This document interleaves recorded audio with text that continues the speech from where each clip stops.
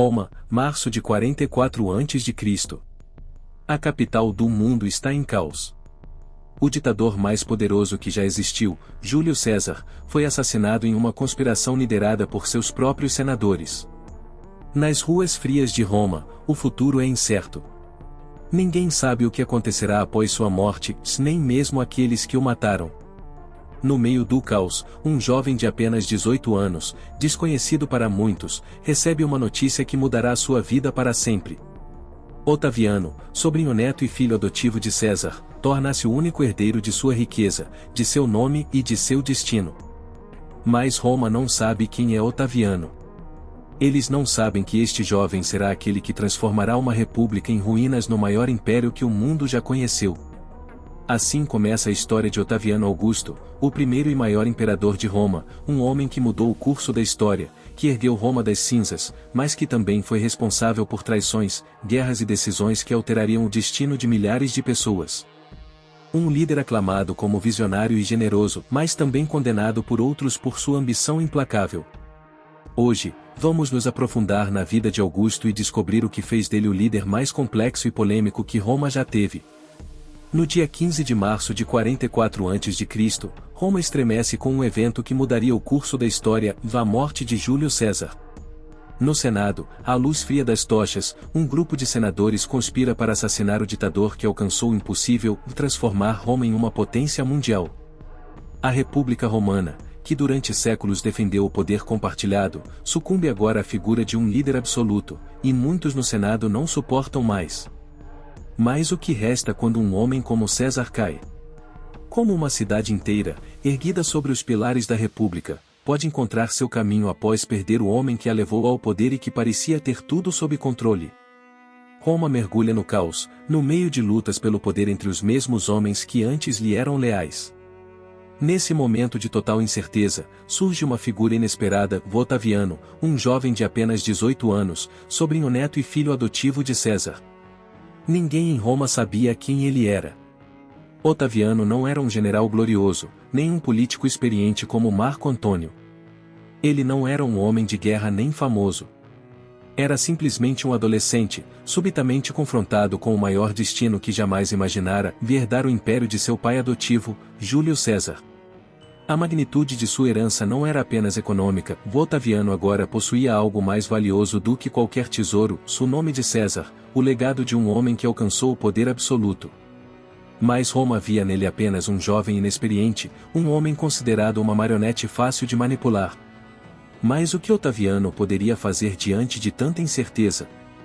Apesar da pressão, Otaviano decidiu assumir o controle, não apenas das riquezas de seu tio-avô, mas de um destino incerto que ninguém poderia prever. Enquanto Roma lutava para entender o que aconteceria em seguida, Otaviano se dirigiu à cidade, determinado a reivindicar o que considerava seu por direito.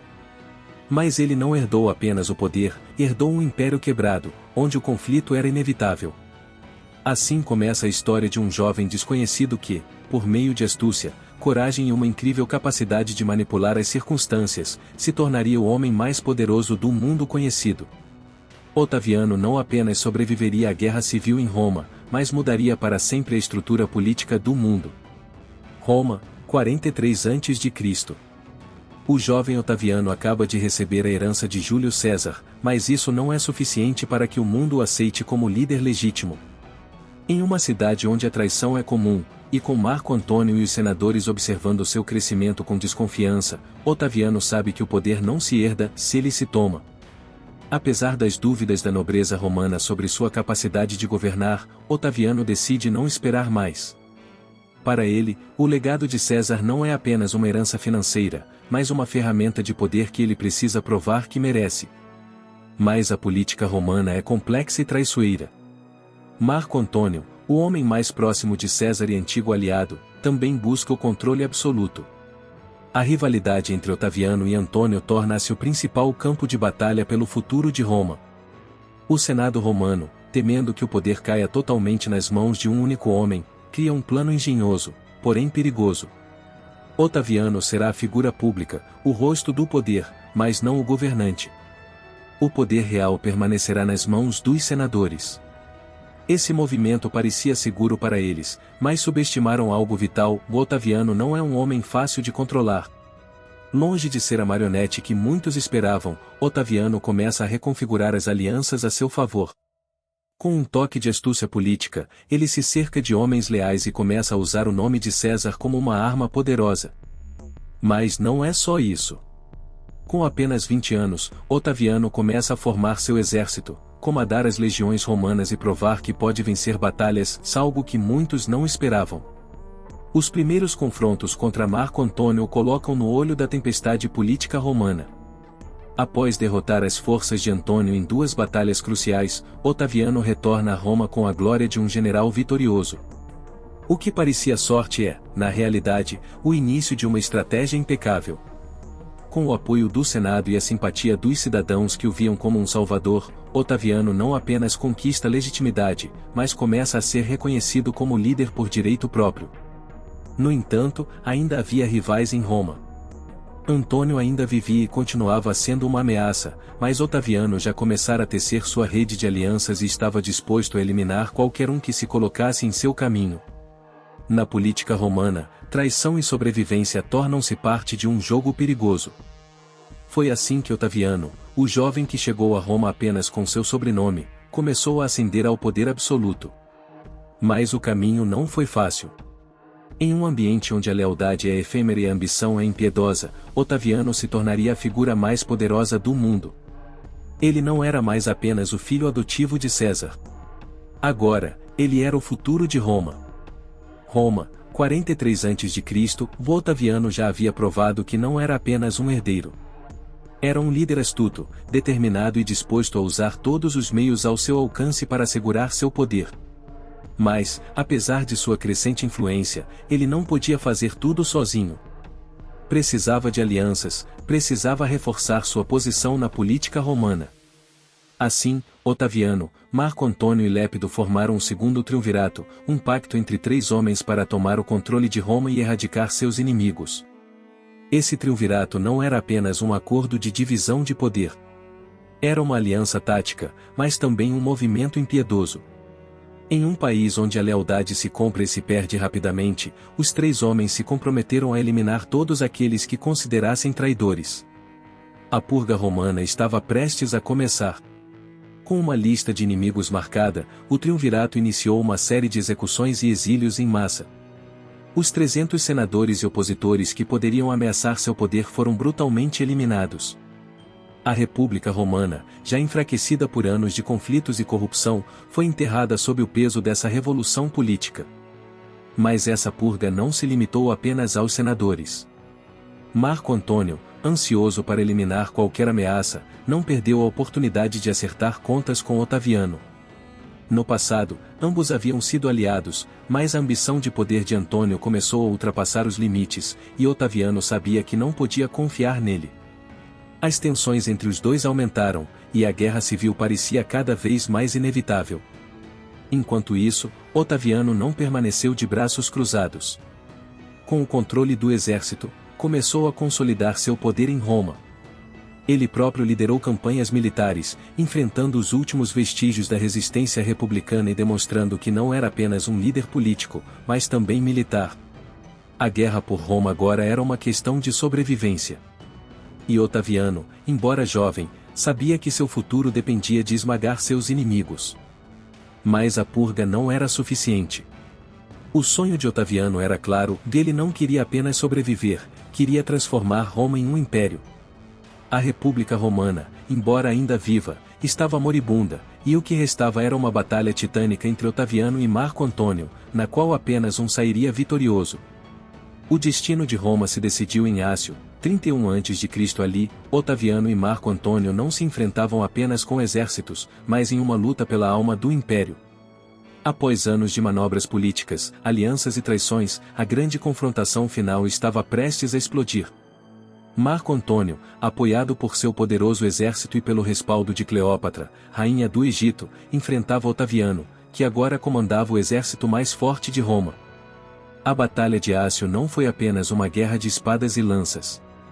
Foi um choque de ideologias. A Roma antiga, representada por Marco Antônio, buscando restaurar as glórias passadas por meio de uma aliança com o Egito e a ambição oriental, contra a Roma imperial de Otaviano, que desejava consolidar seu poder e estabelecer uma nova ordem sob seu controle absoluto. Ambos os líderes se preparavam para uma guerra decisiva, não apenas em terra, mas também no mar, onde as frotas romanas se enfrentavam diretamente. Apesar das promessas de Antônio de restaurar o poder de Roma sob sua própria dinastia, Otaviano não podia permitir que seu rival mantivesse o controle sobre a riqueza e o poder do Egito, essenciais para manter a supremacia de Roma. A Batalha de Ácio não era apenas uma questão de exércitos, mas de estratégia. Otaviano lutava não apenas pela vitória militar, mas pelo legado de Roma. Durante a batalha, Marco Antônio e Cleópatra, em um último esforço para vencer, tentaram usar sua frota superior e a grande riqueza do Egito para dominar, mas a estratégia de Otaviano era mais calculada. Marco Agripa, o general leal a Otaviano, mostrou-se crucial para a vitória, derrotando as forças de Antônio em um confronto taticamente brilhante. A derrota de Marco Antônio e Cleópatra foi devastadora. Ambos fugiram para o Egito, enquanto Otaviano celebrava uma vitória total. O Egito caiu sob controle romano, e Cleópatra, vendo seu reinado desmoronar, escolheu a morte em vez da humilhação. Marco Antônio, o líder que fora o segundo homem mais poderoso de Roma, cometeu suicídio, deixando Otaviano como único governante de Roma. Com essa vitória, Otaviano garantiu o controle absoluto do Império Romano, eliminando de uma vez por todas seus rivais e consolidando seu poder. A Guerra Civil terminou, e Roma se preparava para entrar em uma nova era sob o Império. A Pax Romana estava prestes a começar. Com a vitória em Ácio, Roma foi unificada sob um único líder. Otaviano, o jovem herdeiro de Júlio César, conseguiu o que muitos consideravam impossível, tornar-se o homem mais poderoso de Roma. O império estava agora em suas mãos, mas sua tarefa estava apenas começando. Agora, Otaviano precisava solidificar seu poder e reformar Roma para que seu domínio fosse duradouro. De volta a Roma, a situação é delicada. Os romanos, acostumados à república, ainda não estão prontos para aceitar a ideia de um governante absoluto. Otaviano sabe disso, e é aqui que sua inteligência política entra em cena. Em vez de se proclamar ditador como fez seu pai adotivo, Otaviano adota o título de Oprinceps, que significa o primeiro entre iguais. Esse título, embora cheio de simbolismo, permite que ele consolide o poder sem levantar muitas suspeitas. Na verdade, Otaviano faz todo o possível para não parecer um ditador. Para Roma, isso é um grande alívio. Em uma cidade que conheceu tantas lutas internas e guerras civis, o reformador Otaviano apresenta um poder moderado, mais centralizado, que promete um futuro de paz e prosperidade. Otaviano oferece estabilidade, algo que a República, dilacerada por décadas de conflito, já não podia garantir. Mas em sua mente, há uma visão maior. Roma precisa se transformar. Otaviano não aspira apenas a ser um governante bem-sucedido, ele quer ser lembrado como o homem que moldou o Império Romano. Assim começa seu grande projeto de reformas. Restaurar Roma à sua grandeza não significa apenas vencer batalhas, também significa construir uma nova Roma, mais forte e maior do que nunca. Sob sua liderança, Roma se torna um farol de poder e grandeza, transformando-se de uma cidade de tijolos em uma metrópole de mármore. A Pax Romana começa a se formar. Otaviano investe em infraestrutura, constrói novos templos, aquedutos e teatros. A cidade floresce, e o comércio próspera sob um regime de paz. A economia romana nunca foi tão forte. Ao mesmo tempo, Otaviano garante que sua imagem seja universalmente conhecida. Em todos os cantos do império, esculturas, bustos e moedas com seu rosto são distribuídos, criando uma figura onipresente. O culto à sua pessoa se espalha rapidamente, e pouco a pouco Otaviano se torna Augusto, o venerado. O mês de agosto recebe seu nome, uma forma simbólica de reconhecer sua importância para Roma. Apesar das aparências de um governo republicano, Otaviano é o único no poder. Ele controla o exército, a política e a economia, e sua autoridade não tem rival. Mas o mais impressionante é que ele nunca recorre à tirania aberta. Ele sabe como manipular a percepção pública para alcançar um governo estável e eficaz, sem ser visto como um ditador. Com o passar dos anos, Augusto estabelece uma dinastia imperial. Sua vida é prova de que ambição, estratégia e astúcia podem transformar um jovem herdeiro no homem que fundou o Império Romano e lançou as bases para 200 anos de prosperidade. Após anos de guerras civis, traições e um império à beira do colapso, Augusto enfrenta seu maior desafio, consolidar a paz em Roma. O sonho da Pax Romana, a paz romana, não é apenas um desejo pessoal de Augusto, é uma necessidade vital para a sobrevivência do império. No ano 27 a.C., depois de eliminar seus rivais e assegurar o controle absoluto, Augusto implementa uma série de reformas que não apenas garantem a paz interna, mas também reconfiguram completamente o sistema político, militar e social de Roma. Com essa nova ordem, Augusto não quer apenas pacificar Roma, mas também expandir sua influência por todo o mundo conhecido. A Pax Romana não é apenas uma trégua temporária. É um conceito que define uma era de estabilidade e prosperidade sem precedentes, na qual o Império Romano atinge seu ápice. Augusto consegue a paz não apenas através da força, mas também por sua diplomacia astuta. As fronteiras do Império se estabilizam, as legiões romanas se organizam de maneira mais eficiente, e as províncias desfrutam de relativa autonomia sob supervisão de Roma. A centralização do poder, embora absoluta, não se caracteriza pela opressão, mas por uma gestão inteligente que promove a unidade e o bem-estar geral. Mas a Pax Romana não é apenas um período de calma nas fronteiras.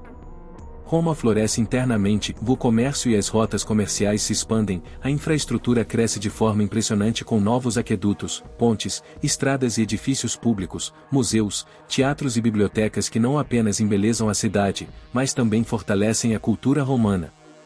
Roma torna-se o centro nervoso do mundo conhecido, a capital imperial que acolhe povos de todas as regiões, da Península Ibérica à Ásia Menor. O comércio com o Extremo Oriente cresce rapidamente, enquanto no Mediterrâneo as rotas tornam-se mais seguras do que nunca, permitindo a troca de bens, ideias e cultura. Sob Augusto, Roma torna-se o coração econômico, político e cultural do mundo. Além disso, o progresso social é igualmente relevante.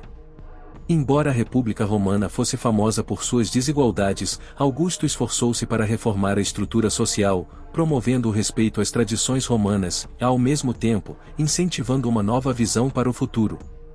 Foram estabelecidas leis que promoviam a moral pública e incentivavam o casamento e a paternidade dentro dos valores romanos, buscando reconstruir a sociedade enfraquecida por décadas de guerra. Isso permitiu consolidar uma base sólida para a prosperidade dos cidadãos romanos. Apesar da aparente estabilidade, Augusto não se acomodou. Garantiu que a paz fosse mantida por meio de seu imponente exército. Nos primeiros anos de seu reinado, implementou uma estratégia militar bem-sucedida, expandindo as fronteiras do império e defendendo regiões-chave como a Germânia e as províncias orientais. Graças à Pax Romana, os romanos puderam viver sem medo de invasões, o que gerou uma cultura florescente. No campo artístico, Augusto incentivou a criação de monumentos, esculturas e obras literárias que se tornaram símbolos da grandeza do Império Romano.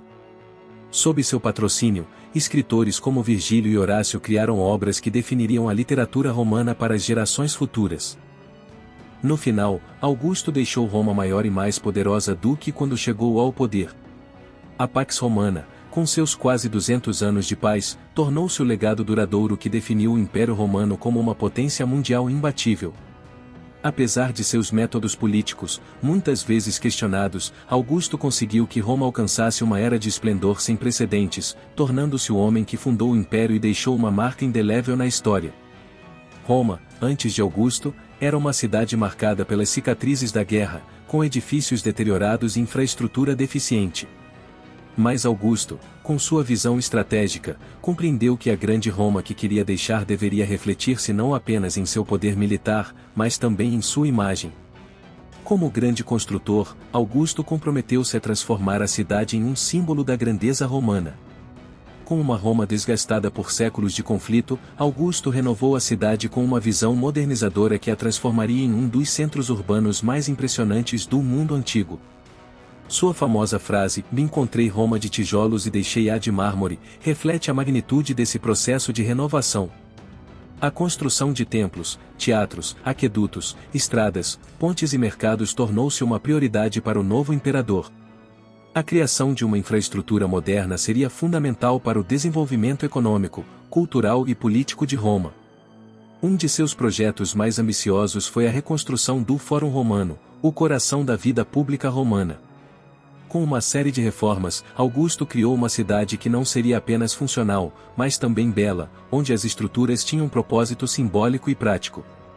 Sob seu governo, 82 templos foram restaurados ou construídos em homenagem aos deuses romanos. O Templo de Marte Vingador, erguido no Fórum para celebrar a vitória nas batalhas de Filipos, é um dos mais representativos de sua dinastia imperial. Essa construção não era apenas uma manifestação religiosa, mas também um símbolo do poder e da legitimidade de Augusto como o novo homem divino em Roma. Através dessas obras, buscava consolidar seu poder, legitimar seu governo e criar uma memória duradoura na cidade. A restauração dos aquedutos e a limpeza do rio Tibre também foram medidas que melhoraram a qualidade de vida na cidade. O fornecimento de água potável a toda Roma foi uma prioridade para garantir o bem-estar da população, assegurando que a saúde pública fosse uma base para a prosperidade futura. Ele também iniciou a construção de teatros e bibliotecas públicas, promovendo a cultura e as artes em uma sociedade que agora desfrutava da paz. Uma das grandes realizações de seu governo foi a criação de um corpo de bombeiros, uma necessidade para uma cidade em rápido crescimento e que enfrentava riscos de incêndio, especialmente no coração de Roma, onde as construções de madeira eram comuns. Augusto, com uma visão prática e antecipatória, não pensava apenas na beleza estética de Roma, mas também em seu funcionamento eficaz. Augusto não foi apenas um líder militar e político, mas também um grande urbanista. Suas reformas urbanísticas não foram apenas necessárias para a paz e estabilidade, mas também para consolidar a ideia de que Roma era o epicentro da civilização. Seu foco no desenvolvimento arquitetônico consolidou a imagem de Roma como uma cidade que não apenas dominava o mundo, mas o fazia com majestade. A grande obra de Augusto ergue-se, portanto, como a cidade do futuro para Roma do século I a.C., e seu legado arquitetônico sobrevive até hoje. Muitos dos monumentos que Augusto construiu ou restaurou perduraram, influenciando o desenvolvimento urbano de Roma por séculos, sendo a base do que hoje conhecemos como a Cidade Eterna. Roma, 14 d.C., Augusto, o homem que transformou Roma de uma república dilacerada pela guerra em um império próspero e pacífico, chegou ao fim de sua vida. Aos 76 anos, sua saúde começou a se deteriorar, e a morte aproximava-se inevitavelmente. No entanto, embora seu corpo estivesse cansado, seu legado permanecia mais vivo do que nunca. Com Roma nas mãos de seu enteado Tibério, o futuro do império parecia seguro, mas Augusto sabia que sua partida marcaria o fim de uma era. Em seus últimos dias, convocou sua família e amigos mais próximos. Na tranquilidade de seu aposento, cercado por aqueles que deixará no poder, Augusto refletiu sobre sua vida. Com um tom de resignação e satisfação, despediu-se de seu legado, pedindo que o aplaudissem e celebrassem como o homem que salvou Roma e a transformou no maior império do mundo. Já que cumpri minha parte mais do que plenamente, aplaudam-me todos, disse ele, um último gesto de humildade que refletia seu profundo senso de dever. Em 19 de agosto de 14 d.C., Augusto morreu tranquilamente em sua vila em Nola, acompanhado por sua esposa Lívia. Embora tivesse passado anos enfrentando traições e desafios, sua morte não foi acompanhada das violências que marcaram o destino de muitos governantes romanos. Em seus últimos momentos, Augusto assegurou que seu legado seria imortal. Tibério, seu enteado, sucederia-o, dando início a uma nova dinastia imperial que permaneceria no poder por várias gerações. Roma não apenas chorou a morte de seu imperador, mas também celebrou sua vida, pois Augusto alcançou o que poucos homens na história conseguiram, a transformação de um império e a criação de um legado que perduraria por séculos. Em reconhecimento à sua grandeza, Augusto foi divinizado após sua morte, e sua imagem tornou-se um símbolo eterno de poder e estabilidade. O imperador que fundou o Império Romano e fez de Roma a capital de um mundo próspero e pacífico deixou uma marca indelével. Sua figura divinizada foi elevada ao status de Deus romano, o que não apenas o imortalizou, mas também serviu como referência para os imperadores que o seguiram. Nas décadas que se seguiram à sua morte, Roma continuaria a florescer sob o império de seus sucessores, mas a paz e a estabilidade que ele instaurou nunca seriam vistas da mesma forma. Embora seu reinado tenha sido marcado por desafios e decisões difíceis, foi, em última instância, sua visão que permitiu a Roma tornar-se o centro de um império global e um dos maiores impérios da história,